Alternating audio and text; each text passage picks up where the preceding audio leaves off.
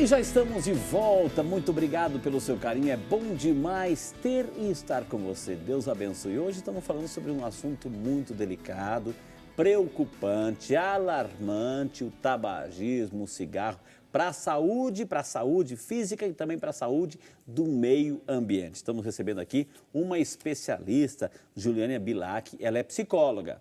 E ela é palestrante, portanto, ela se preparou muito e participa de vários congressos pelo país e pelo mundo afora. A gente citou, olha, Estados Unidos, Europa, enfim. Então, é muito solicitada para as palestras justamente por esse trabalho aí, para combater o cigarro, o fumo, os malefícios, falando sempre dos benefícios que é não fumar, né? Ô, Juliana, vamos lá para Bandeirantes do Sul, lá no Paraná. A Isabel Martins Gonçalves Aguiar, obrigado, dona Isabel, um beijo para a senhora. Tenho leucemia e voltei a fazer a quimioterapia. Depois de 3 meses, minha empregada, ela fuma. E quando sinto o cheiro do cigarro, perco meu sentido e às vezes chego até a desmaiar. O que devo fazer? Já que eu dependo da minha empregada, né? Dona Isabel, a Juliana vai dar um recado, mas assim, me permita também dar uma orientação.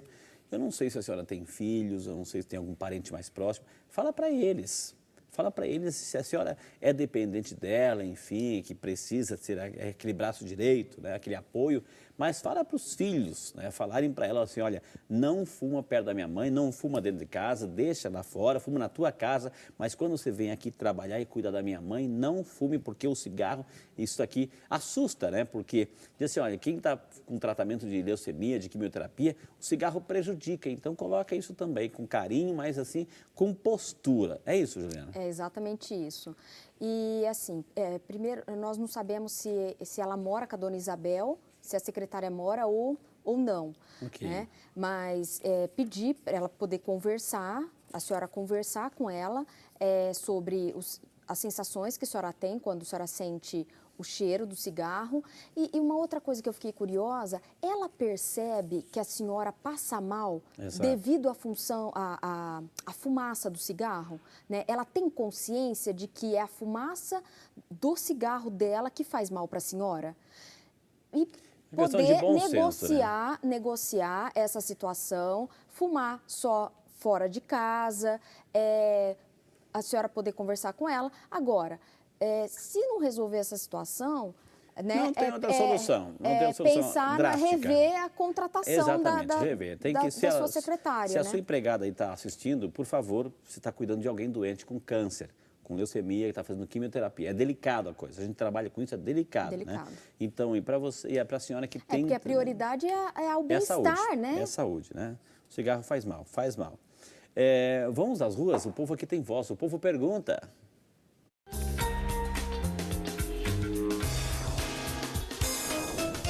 Eu estou aqui ao lado do Mário, que está há 12 anos sem fumar e tem uma dúvida.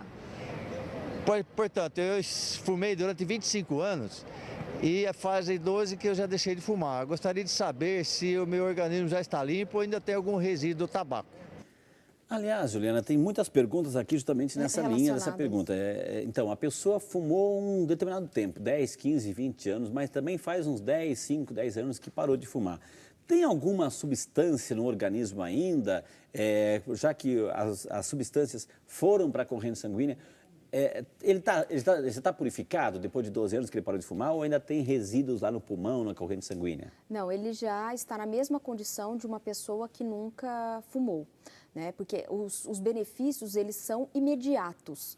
Então, a pessoa que para de fumar, depois de 2 horas, a pressão arterial volta ao normal. Então, os benefícios, eles começam a acontecer rapidamente. Depois de um determinado tempo, ele está na mesma condição de uma pessoa que nunca fumou. O importante é ele não ter recaídas, né? Durante, eu parei de fumar, mas eu tive algumas recaídas. Então, não. só para recapitular, quanto tempo mais ou menos a pessoa decide hoje parar de fumar?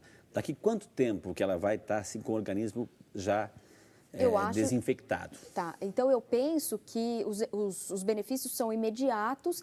Em alguns meses, o seu organismo já está em condições... O sangue se purifica. Sim. Se renova. Sim, se renova. Mas se está lá no pulmão, aquelas manchas, aí é na mais realidade, complicado, né? Mas assim, por exemplo, a pessoa que ela tem enfisema pulmonar, o enfisema, né, o que ele faz? Ele queima, o pulmão é igual um papel. Então, se foi queimado, tá, não tem como não se regenera, né, não se regenera. Então, aquela parte vai continuar escura. Agora, tem pessoas que às vezes não chegam a desenvolver um enfisema. Agora, ela pode ter, mesmo que ela parou de fumar há muito tempo e ter enfisema, ela pode voltar a ter a saúde de uma pessoa que tem boas condições. Vamos ajudar aqui a dona Estela Mares Corrêa Aoki, de Itamonte, em Minas Gerais. Obrigado, dona Estela. Ela tem um filho que ele tem uma deficiência auditiva, e que ele fuma muito. Ela poderia colocar algum tipo de remédio na refeição? Né? É verdade que remédio para parar de fumar pode causar outras patologias, inclusive impotência sexual, que a gente já falou. Então, ela pode colocar um remedinho na comidinha dele sem que ele perceba, Juliana?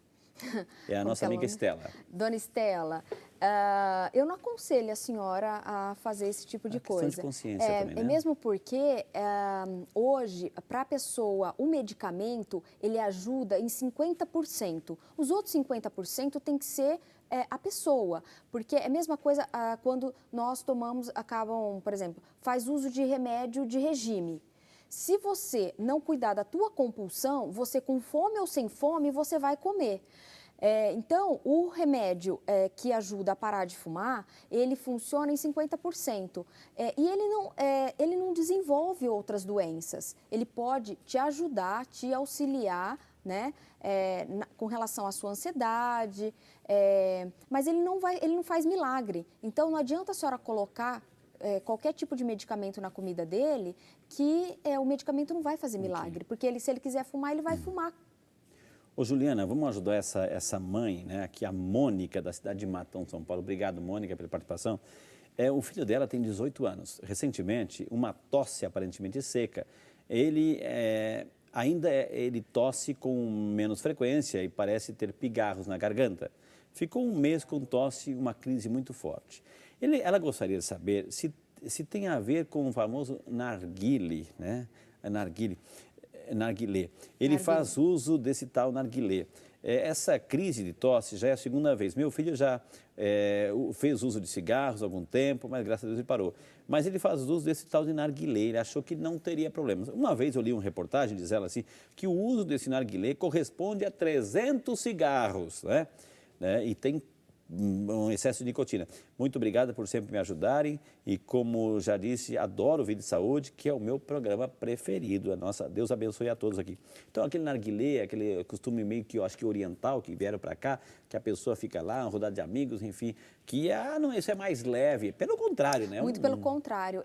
Tem, às vezes, estudos que mostram que o narguilé são mais de 100 cigarros, às vezes, dependendo da substância que é colocada, né, do tipo de essência que é colocado, mesmo porque as pessoas não sabem exatamente que tipo de essência. É uma essência com cheiro de baunilha, mas o que contém dentro daquela essência? A baunilha pode disfarçar. Exatamente. Então, narguilé, provavelmente essa tosse está relacionada a esse costume dele, a esse hábito dele, né? E tem uma ação extremamente forte e prejudicial para o organismo. Olha quem está parabenizando aqui a nossa amiga, o nosso amigo Elione França. Ele gosta imensamente do programa Vida e Saúde, sempre tem temas edificantes. Sobre esse assunto, graças a Deus, eu nunca fumei, detesto e já consegui fazer algumas pessoas também a pararem de fumar, de tanto eu falar. Continue assim com esse programa, trazendo informações. Também gostaria muito de ganhar um livro, né? O nosso amigo Elione de França, lá, que está parabenizando o programa. E é justamente isso que a gente quer, levar informação, levar essas situações para as pessoas conhecerem, pelo menos. Depois, se querem ou não prejudicar a sua saúde, é outra conversa. Mas nós estamos aqui com profissionais que entendem, capacitados para orientar bem as pessoas. Vamos lá para Itajubá, em Minas Gerais. É a nossa amiga Maria Maria Ribeiro Pinto Mendes. Dona Maria Ribeiro, obrigado pela participação. Ela, de repente, está ligando a TV agora. Gostaria de saber se quem amamenta e fuma passa o efeito para a criança. A resposta é sim. Sim, né? Com certeza, Dona Maria. Então, muitas pessoas participando aqui, a Maria Aparecida de Souza Coelho, de Campinas também. É verdade, por que 95% das pessoas que param de fumar começam a engordar? A gente falou, a doutora falou, que é a questão também um pouco de ansiedade, da lei da compensação, enfim. Então, vai ligando, vai participando. Joel Fernandes dos Santos, de Juiz de Fora, Minas Gerais, faz 25 anos que parou de fumar e se sente muito mal com o cheiro de cigarro. É algum sintoma de ex-fumante? Seria normal essa intolerância pelo cigarro? Ainda pode existir no seu organismo algum resíduo de cigarro? E está parabenizando o programa. Como tem gente parabenizando o programa, viu, doutora? Viu, Juliana? Então, existe algum sintoma, intolerância a cigarro e a substância ainda no organismo? Vamos falar um pouquinho sobre isso de novo? Na realidade, não, porque os benefícios eles começam a acontecer já nas primeiras horas, né? Agora, tem alguns tipos de esfumantes. Tem aqueles esfumantes que eles sentem, todos os esfumantes sentem aquilo que eles não sentiam quando eles eram fumantes. Okay. Então, e eles sentem de uma forma, a partir do momento que vai espaçando o tempo que ele deixou de fumar, então ele vai sentindo o olfato dele, ele fica mais aguçado. Então, ele começa a sentir cada vez mais forte. Então, ele é uma coisa que ele vai se incomodar mesmo. Vamos para as ruas, o povo tem voz, o povo pergunta.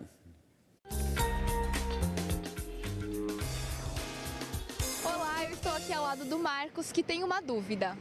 O que causa a dependência do cigarro? Muito bem, o que causa?